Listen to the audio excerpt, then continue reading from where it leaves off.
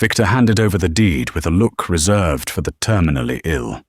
The locals called it the Bone Orchard. 60 acres of limestone and dead clay that chewed up steel plowshares and spat them out. Sadie was 19. She didn't bring a tractor. She brought a rusted pickup full of pigs and mold. The diner smelled of burnt coffee, wet wool, and cheap bacon.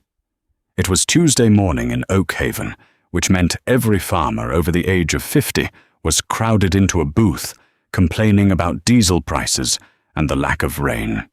When Sadie walked in, the ambient grumbling dialed back to a low hum. She didn't look like a threat. She was 19, all sharp angles and bruised knuckles, swallowed up by a canvas chore coat that had belonged to a much larger, much dead man. Her boots squeaked on the linoleum, leaving little half-moons of dried mud in her wake. She walked straight to the back booth, where Victor Hayes sat nursing a black coffee. Victor was 70, with skin like cured tobacco, and hands that looked like they had been forged in a blacksmith's fire. "You got the papers?" Sadie asked. Her voice was flat. "No pleasantries." Victor sighed, a ragged sound that rattled in his chest. He reached into his flannel pocket and pulled out a folded, coffee-stained lease agreement. He didn't hand it to her right away. He kept his heavy palm flat over the ink. "Sadie," Victor said, not unkindly. "I knew your dad. John was a good man, a hell of a corn farmer. If he was sitting here right now, he'd slap me across the jaw for letting you sign this. My dad's dead, Victor, and the bank took the bottom land." She held out her hand. "The lease." Victor looked at her hand. The cuticles were chewed raw. "It's $10 an acre, $600 a year. I'm charging you pennies because that land isn't worth the spit it takes to seal the envelope. It's rock, Sadie. Pure, jagged limestone under 3 inches of acidic dust. We call it the Bone Orchard. You can't sink a plow into it. Calvin tried in '98 and snapped a steel shank right off his John Deere. Dale tipped a skid steer up there 5 years ago and broke his collarbone. I'm not Calvin, and I'm not bringing a tractor." Victor slowly slid his hand off the paper. "What exactly are you bringing, then?" "That's my business." She uncapped a cheap ballpoint pen, scrawled her name on the bottom line, and dropped 6 crumpled $100 bills onto the table. They looked like they had been saved up in a coffee tin. They had. She turned and walked out. The diner erupted into hushed, cynical chatter the second the door chimed shut. Crazy. Grieving. She'll be bankrupt by August. Sadie drove her rusted '94 Ford F-150 up County Road 9, the transmission whining in protest as the elevation climbed. She turned off the asphalt onto a dirt 2-track that had been washed out by a decade of spring thaws. She parked at the bottom of the hill and got out. The locals weren't exaggerating. The Bone Orchard was a desolate, sloping nightmare. It looked like the earth skeleton was punching through its skin. Pale, jagged shelves of limestone jutted out of the hillside at aggressive angles. What little vegetation existed was a hostile mix of bull thistles, knapweed, and scrub cedar. The soil, if you could call it that, was a sickly, pale yellow clay, baked hard as concrete by the summer sun. It was a graveyard for ambition, a place where traditional agriculture went to die. Sadie walked up the slope. The incline was steep enough to make her calves burn. She knelt by a particularly nasty outcropping of rock and ran her fingers over the stone. It was cold, unforgiving. She dug her fingers into the dirt beside it. She barely managed to scratch the surface before her fingernail bent painfully backward. No topsoil, no organic matter, no moisture. If you brought a plow here, the earth would win. You couldn't force this hill to submit to iron and diesel. It was too hard, too entrenched. Sadie didn't plan to fight the rock. She planned to bury it. She stood up, wiping the pale dust on her jeans. She looked out over the 60 acres. She felt the hollow ache in her chest that had been there since the bank auction. The day she watched strangers bid on the tractors she grew up driving, the fields she grew up walking. She had nothing left but a desperate, wild theory she'd read in an old ag extension journal, and a profound, burning spite for the system that had taken her family's livelihood. "All right," Sadie whispered to the empty hill. "Let's get weird." The first sign that Sadie was out of her mind, at least according to Oakhaven, didn't arrive on a flatbed. It arrived in dump trucks. 3 weeks after she signed the lease, the rumble of heavy machinery echoed down County Road 9. But it wasn't tractors. It was a fleet of municipal tree service trucks, private arborists, and line-clearing crews. For days they drove up the dirt track and dumped massive steaming piles of wood chips, shredded branches, and decaying leaves right at the base of the bone orchard. Dale, whose cattle farm bordered the bottom of the hill, drove his four-wheeler over to the fence line to stare. Sadie was standing there with a pitchfork, directing a massive Mack truck to back up. "What in the hell are you doing, girl?"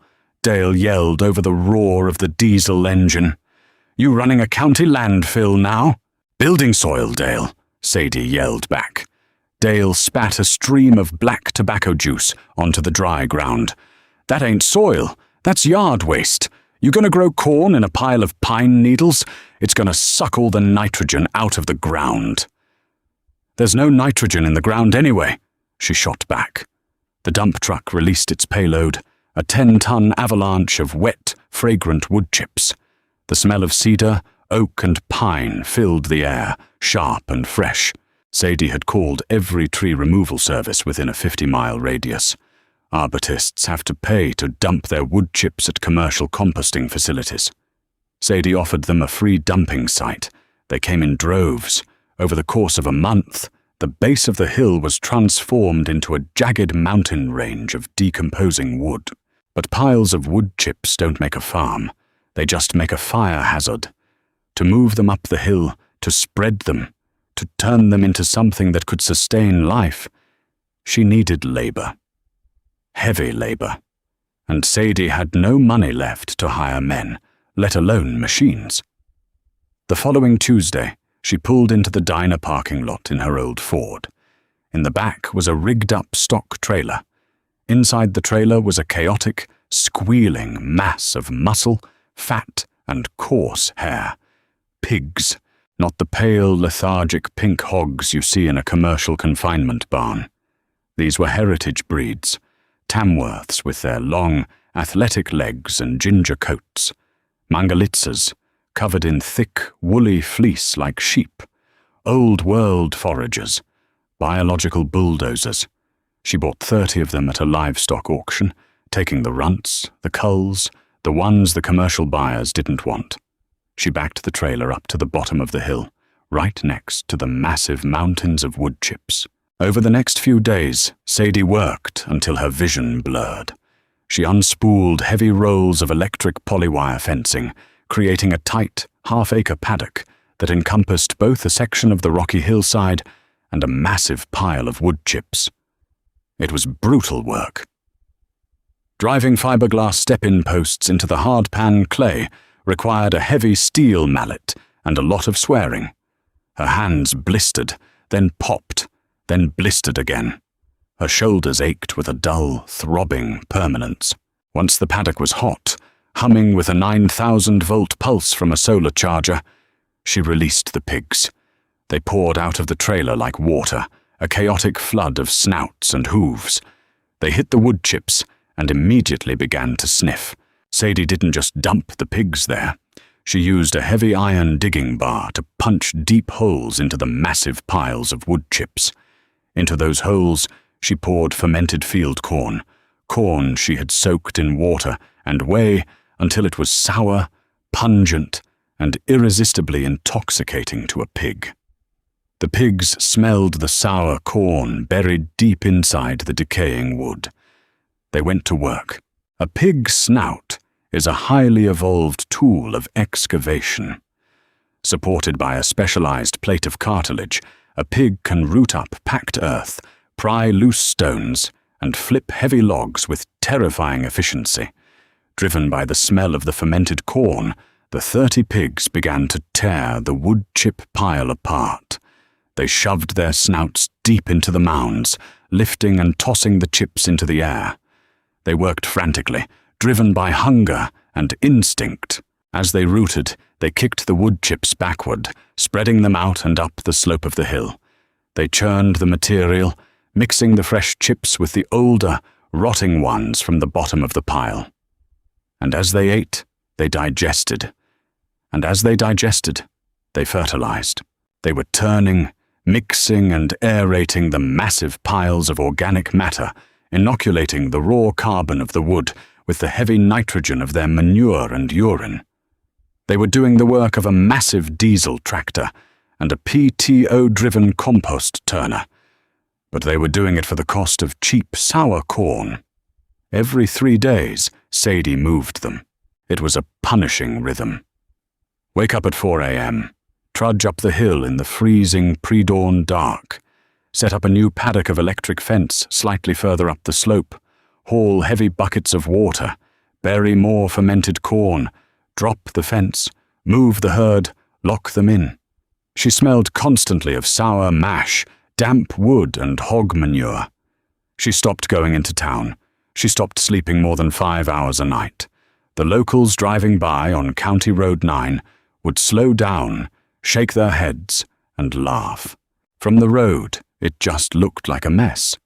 A crazy teenager running feral hogs in a garbage dump. They didn't see the ground underneath. By late autumn, Sadie had moved the pigs across the bottom 10 acres of the hill. Where there had once been jagged limestone and cracked dead clay, there was now a thick, spongy blanket of decomposing organic matter. The pigs had rooted around the heavy stones, loosening the hard-pan dirt just enough for the wood chips to mix in. The mycelium, the white, thread-like roots of fungi, began to bloom in the wet, manure-rich wood chips. It crawled across the limestone, seeking moisture, breaking down the tough lignins in the wood, acting as a biological glue. The soil wasn't just sitting on the rock, it was beginning to bind to it. One evening in November, a cold, bitter rain rolled into the valley. Sadie was up on the hill, soaked to the bone, trying to secure a sagging section of the electric fence. The mud was slick, and her boots had zero traction. She slipped, falling hard onto her knees, tearing her jeans and scraping her shin raw on a hidden piece of limestone. The rain was turning the hillside into a slick, treacherous slide. She sat there in the mud, the cold water dripping off her nose, her body trembling from exhaustion. For a long, dangerous minute, she wanted to quit. She wanted to pack up the truck, drive away, and let Victor and his cynical diner friends be right. She was 19. She was tired. She was so unbelievably lonely. A heavy, wet snout nudged her shoulder. She opened her eyes. A massive Mangalitsa sow, her woolly coat plastered to her sides with rain, was standing next to her. The pig let out a low, vibrating grunt, sniffed her torn knee, and then aggressively shoved her snout into the muck right beside Sadie's boot, flipping a rock the size of a bowling ball out of the way to get at a buried grub.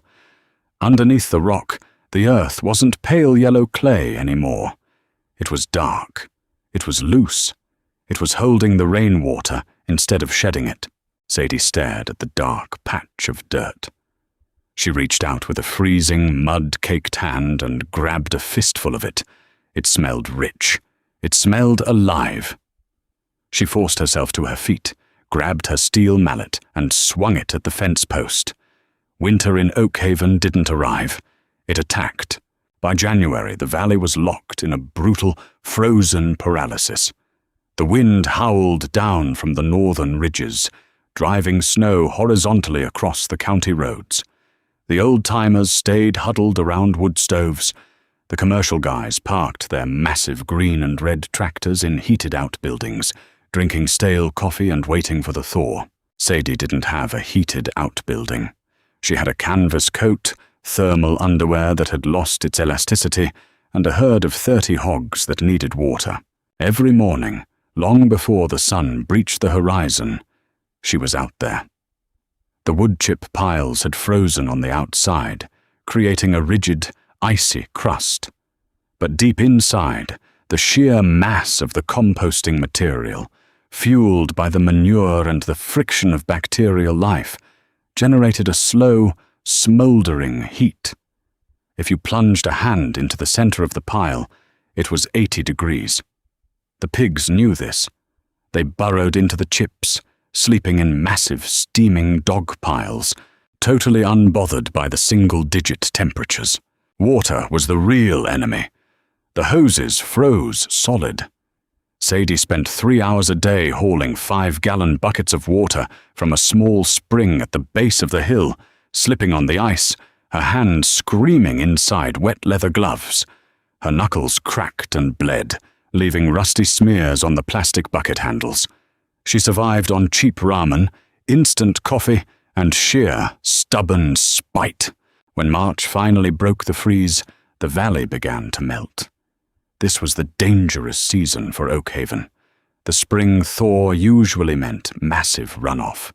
The soil, compacted by heavy machinery and stripped of its natural ground cover by years of chemical herbicides, couldn't absorb the melting snow. Instead, the water sheeted off the fields, carrying thousands of tons of topsoil into the creeks, turning the rivers the color of weak chocolate milk. Dale parked his four-wheeler by the property line fence, a thermos of black coffee in his hand. He was watching the creek that ran between his lower pasture and Sadie's hill. Normally, the runoff from the bone orchard was a violent, milky yellow, the color of dissolved limestone and dead clay. It would choke his culverts and flood his access road. Dale stared at the water. It was clear. He walked over to the fence and looked up the slope. The bottom 15 acres were unrecognizable. The jagged white teeth of the limestone were gone, buried under a thick, dark mat of decomposed organic matter. And it wasn't washing away. The massive sponge of wood chips, pig manure, and fungal networks was holding the water. It was drinking the snowmelt. Sadie was walking across the newly built soil. She wasn't carrying a pitchfork today. She was wearing a canvas bag strapped across her chest, her arm moving in a rhythmic, sweeping arc. Swish, step, swish, step. She was broadcasting seed by hand. Dale watched her for a long time. He didn't yell over the fence this time. He just got back on his four-wheeler and drove home in silence. Sadie was planting her second wave of soldiers. The pigs had done the heavy lifting, but dirt is just dirt until something lives in it. To make it soil, she needed roots. She threw down a chaotic mix: winter rye, crimson clover, hairy vetch. But the most important seed in the bag was the daikon radish, also known as the tillage radish. They grew fast as the spring warmed. While the commercial farmers in the bottomland were waiting for the ground to dry out enough to drive their heavy planters through the mud, Sadie's hill exploded into green. The clovers captured nitrogen from the air and pulled it down into the earth. The rye grass spread out, creating a dense, living armor over the top of the fragile new soil, shielding it from the beating spring rains. But the radishes were the true engineers. Underneath the green canopy, out of sight, the daikons were driving downward. Their thick, white taproots punched through the soft compost and hit the hardpan clay. A tractor's steel plow would bounce off that clay. The radish didn't bounce. It just kept growing, exerting slow, microscopic, hydraulic pressure. When the taproots hit the shelves of limestone, they didn't stop. They sought out the tiny hairline fractures in the rock. They squeezed into the crevices, and as they swelled to the size of baseball bats, they cracked to the stone. By late June, the hill looked wild. It wasn't neat. It wasn't organized into geometric rows. It was a chaotic, waist-high jungle of flowering weeds, buzzing with bees and wasps. To Victor and the men at the diner, it looked like abandonment. "She let it go to weed," Victor grumbled one Tuesday, pushing his eggs around his plate. "I told her it was a fool's errand. You can't farm rock. Now it's just a damn brush patch." What Victor didn't know was that Sadie was entirely out of money. The $600 she'd paid for the lease was gone. The money for the electric fence and the sour corn had drained her father's meager life insurance payout. Her truck needed a new alternator. She had a stack of final notice utility bills on her kitchen counter. She needed cash. It was time to harvest the only crop she had. She borrowed Dale's heavy-duty stock trailer. He let her take it without looking her in the eye, just tossed her the keys, and loaded up 20 of the fattest hogs. They were massive now. The Mangalitsas looked like woolly bears, thick with dark red meat and heavy white fat. She didn't take them to the regional livestock auction in the valley.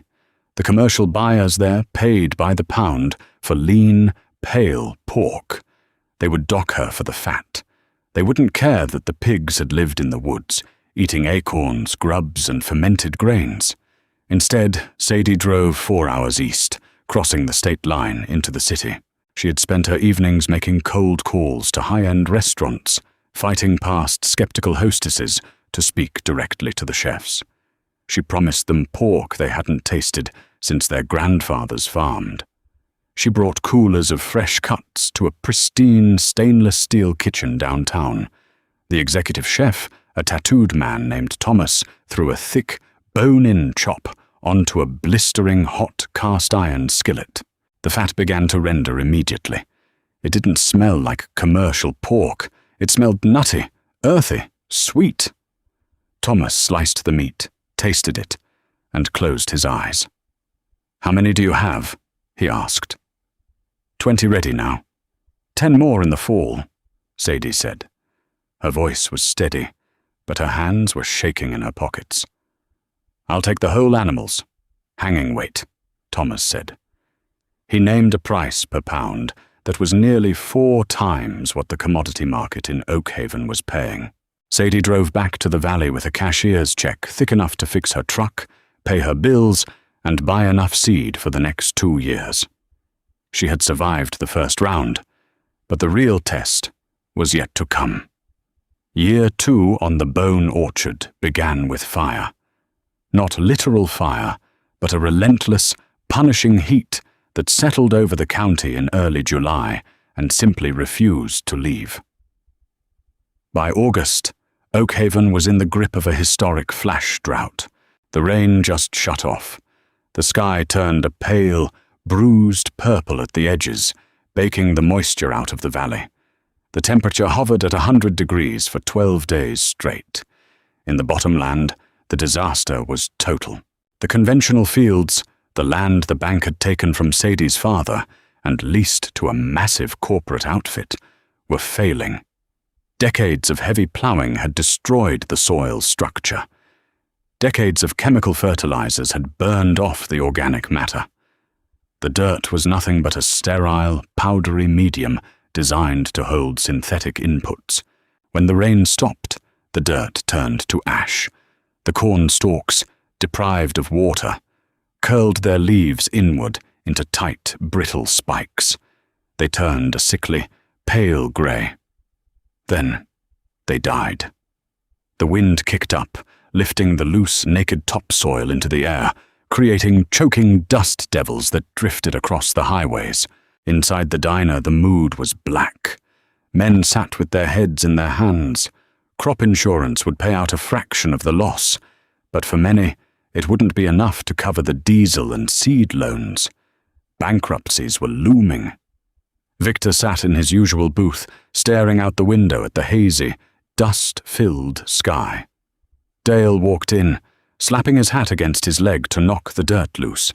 He slid into the booth opposite Victor, "Lost my lower pasture," Dale said, his voice hollow. "Grass as crispy as a potato chip, having to feed winter hay in August just to keep the cattle from starving." Victor grunted. "The whole valley is dead, Dale. Even the creek is running dry." Dale looked down at his calloused hands. "Not all of it." Victor looked up. "What are you talking about?" "Take a ride with me, Artie." They drove Dale's truck out to County Road 9. The air conditioner blasted, but it still felt suffocating in the cab. The landscape outside the window was a uniform, depressing beige. They pulled up to the dirt track at the bottom of the bone orchard. Victor put the truck in park, stepped out into the blinding heat, and stopped dead in his tracks. The hill was green. Not just alive, it was violently, aggressively green. It stood out against the dead, brown valley like a glowing emerald. The bottom 20 acres were covered in a dense, multi-layered canopy. Broad, massive leaves the size of dinner plates shaded the ground. "What in the hell is she growing?" Victor whispered. "Squash, pumpkins, heirloom garlic," Dale said, leaning against the hood of the truck.